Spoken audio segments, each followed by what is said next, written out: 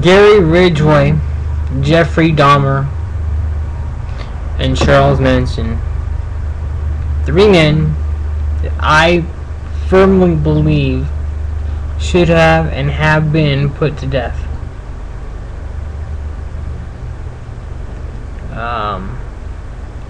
What has happened earlier this morning, it is my personal opinion that a wrongful death has occurred at the hands of our justice system. Troy Davis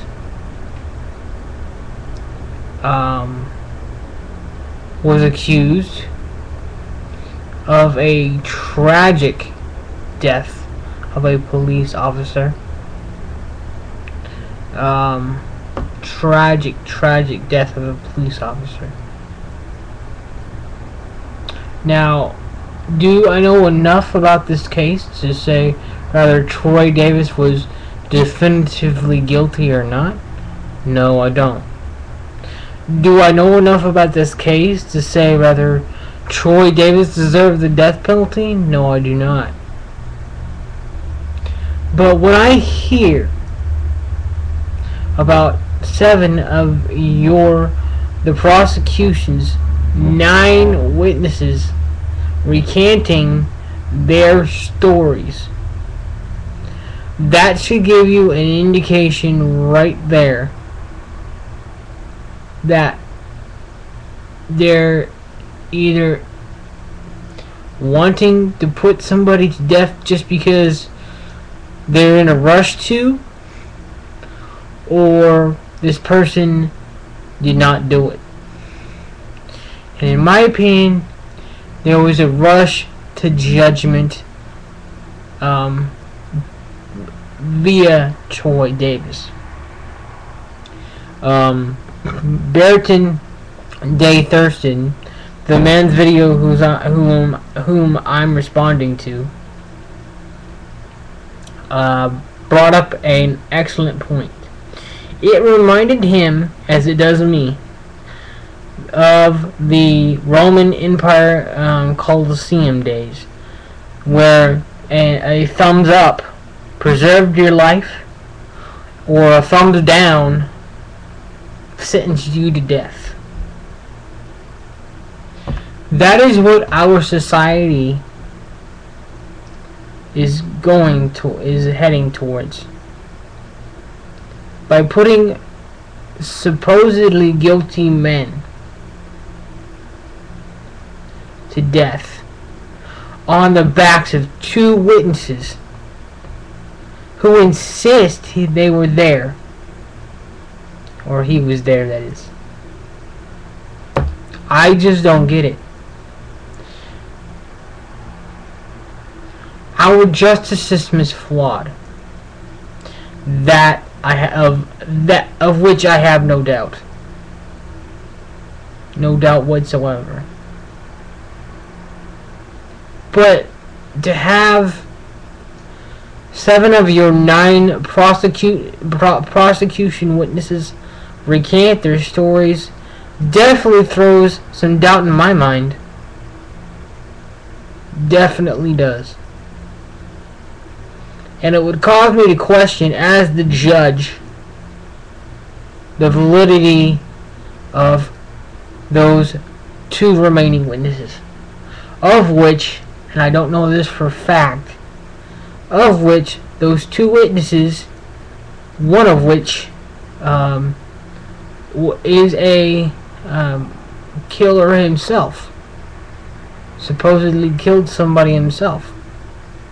Of that, again, of that I do not know. But I would not put somebody to death on the back of 2 witnesses. I'm sorry. I was the judge. I would call the prosecution into my office, into my chambers, and ask them if they have any stronger evidence than what they have got. Because I would not put a man to death on just 2 witnesses. I'm sorry. But it has happened, and the sentence was carried out Um, so there's nothing we can do about it. I just don't know about our death penalty anymore. It's a case-by-case basis, as I stated in the beginning of this video. But in this case, I do not believe in the death penalty. You have to be extremely, extremely, extremely heinous and vile and non-caring of human life in order to deserve the death penalty. I do not believe Troy Davis fits this criteria whatsoever, and it's truly, truly a shame. If he did anything, then he deserves a life sentence. To do anything to do with this crime, then he deserves a life sentence. If he did shoot him, then again, it had to be a case-by-case basis. I do not know enough about this said case to warrant my opinion on whether he deserves the death penalty or not.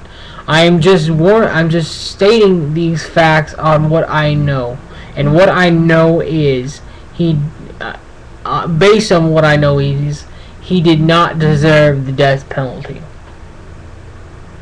and a serious miscarriage of justice has occurred. So on that note, and what little my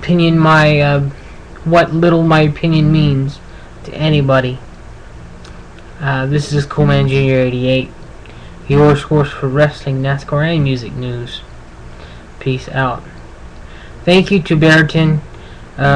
Your explanation pales in comparison to mine, and I wish I could be that eloquent with my words. So thank you very much for that, and be blessed, Barrington. Thank you.